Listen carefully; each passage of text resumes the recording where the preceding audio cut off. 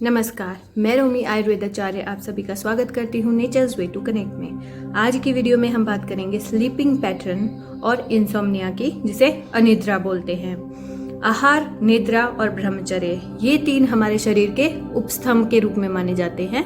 जितना हमारे जीवन में हमारा खाना इम्पोर्टेंट है, उतना ही हमारी नींद भी इम्पोर्टेंट है। जैसे हमने वात, पित्त, कफ, तीन शारीरिक दोष पढ़े थे, ऐसे ही हमारे तीन मानसिक दोष होते हैं जिन्हें हम सत्व, रज और तम कहते हैं। जिनमें से रज और तम दोनों दोष हैं, बाकी सत्व को हम क्वालिटी ऑफ माइंड लेकर चलते हैं। तम हमारे निद्रा के लिए रिस्पॉन्सिबल है, वो कफ के साथ मिलकर नींद लेके आता है। जब हमारी इंद्रियां और हमारा मन कार्य करके थक जाते हैं, तब हमारा तफ और कम मिलकर हमें नींद लाते हैं, जिससे हमारी शारीरिक और मानसिक शक्ति दोबारा से बढ़ जाए और हम उतने ही एक्टिव होकर काम कर सके। जैसे कि हमने पहले की वीडियोस में बात की है, शाम के 6 बजे से लेकर 10 बजे तक हमारा कफ का काल होता है। क्योंकि हमारा तम और कफ मिलकर निद्रा लाते हैं, तो इसी काल में हमें निद्रा का अनुभव होता है। मोस्टली आप 9 से 10 के बीच में देखिएगा कि आपको नींद का एक झटका जरूर आता है। उस समय आपको जरूर सो जाना चाहिए। यदि आप उस समय अपने नींद के वेग को रोक लेते हैं, तो अगला काल हमारा 10 से 2 बजे तक आता है, हमारा पित्त का काल। और पित्त के काल में हमें निद्रा नहीं आती। अगर 10 बजे के बाद आप सोते हैं तो आपका पित्त इम्बैलेंस हो जाता है, और पित्त से रिलेटेड जितने भी डिसऑर्डर्स हैं, जैसे बर्निंग सेंसेशन होना या गैस्ट्राइटिस होना, हमारे बालों का गिरना, स्किन के डिजीजेज हो जाना या ब्लड में टॉक्सिन्स आ जाना, ये सभी आपको हो जाएंगे। इसलिए सूर्यास्त से पहले हमें खाना खा लेना चाहिए, ताकि खाने और सोने के बीच में एक गैप हो जाए। खाते ही क्योंकि हमें नहीं सोना चाहिए।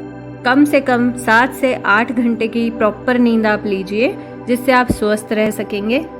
सबसे उत्तम होगा कि आप 9 से 10 के बीच में सो जाएं, और सोने से आधा घंटा पहले आप टीवी, मोबाइल या फिर अपने घर वालों से बातचीत ना करें। इन सभी चीज़ों को छोड़कर साइड में रख दें, क्योंकि इन चीज़ों के संपर्क में रहने से जो हमारा थिंकिंग प्रोसेस है वो एक्टिव रहता है और हमें नींद देरी से आती है।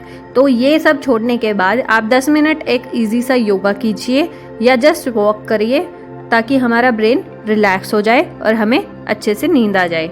जैसा कि आपने देखा होगा, जो हमारे छोटे बच्चे होते हैं उनकी होती है कफ प्रकृति, तो वो बहुत ज़्यादा समय सोते हैं। और हमारे जो वृद्ध लोग हो जाते हैं, जो ओल्ड पीपल्स हैं, उनमें नींद कम हो जाती है, क्योंकि वात की वृद्धि होना स्टार्ट हो जाती है।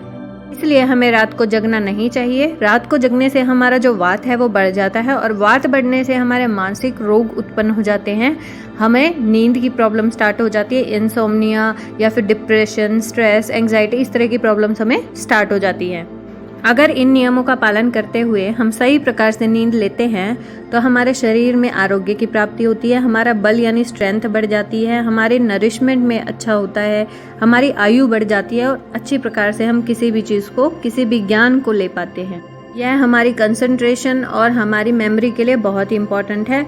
अब हम बात करेंगे, अगर हम ठीक से नींद नहीं लेते हैं तो उससे हमें क्या होता है। ठीक से नींद न लेने से हमें अनेक प्रकार के रोग हो जाते हैं, बॉडी एक या फिर सिर भारी रहता है, निर्बल हो जाते हैं, इम्पोटेंसी जैसी बीमारियां, अज्ञानता, ये सभी हमें हो जाते हैं।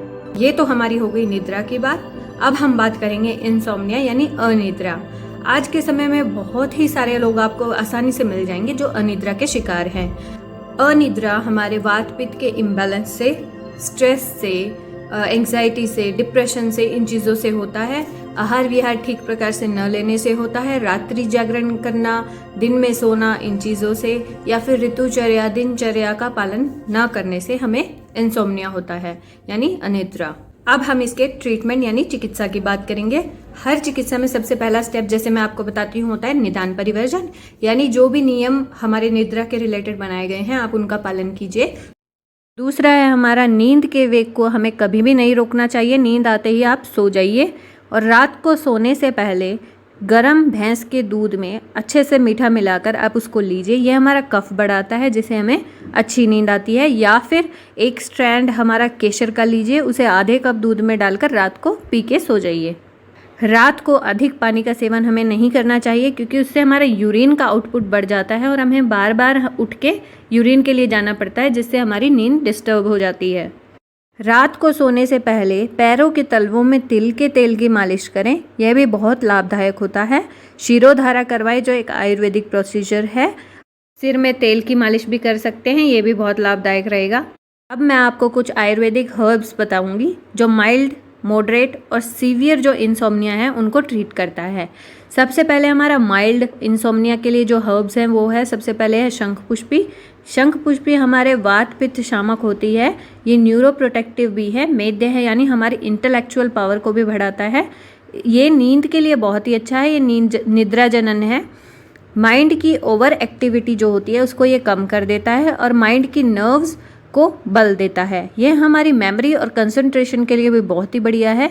शंख पुष्पी का पाउडर आप 2 से 3 ग्राम रात को घी या पानी के साथ लीजिए, या फिर अगर सिरप ले तो 5 से 10 ml लीजिए, लेकिन जो डायबिटिक पेशेंट हैं उनको नहीं लेना चाहिए।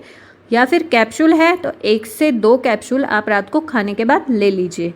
अगला है हमारे एंद्री, जिसे गोटू कोला भी कहा जाता है या इंडियन पेनीवॉट। ये हमारे एंजाइटी और फियर से एसोसिएटेड जो स्लीपिंग प्रॉब्लम्स हैं उनमें बहुत ही लाभदायक है। इसके पत्तों की चटनी बनाकर 2 से 3 ग्राम मात्रा में रात को खाने के साथ लें, या फिर 1 से 2 टैबलेट खाने के बाद ये 2-3 महीने लीजिए। उसके बाद धीरे धीरे उस हिसाब से डोज कम कर देते हैं। अगला हम बात करेंगे मॉडरेट इंसोम्निया जिनको है उनकी हर्ब्स के बारे में, लेकिन एक चीज़ ध्यान रहे कि आप वैद्य के संरक्षण में रहकर ही इनका सेवन करिए। इनमें सबसे पहला है हमारा अश्वगंधा, जो हमारे डिप्रेशन या स्ट्रेस से एसोसिएटेड इंसोम्निया है उसमें बहुत अच्छा काम करता है, लेकिन ये हमारे हाई बीपी को कम कर देता है और शुगर लेवल को भी ड्रॉप करता है, इसलिए इसको ध्यान से लेना चाहिए। दूसरा है हमारा जातिफल यानी नटमैग। ये हमारे डिप्रेशन से एसोसिएटेड जो हमारा इंसोम्निया है उसके लिए बहुत ही लाभदायक है।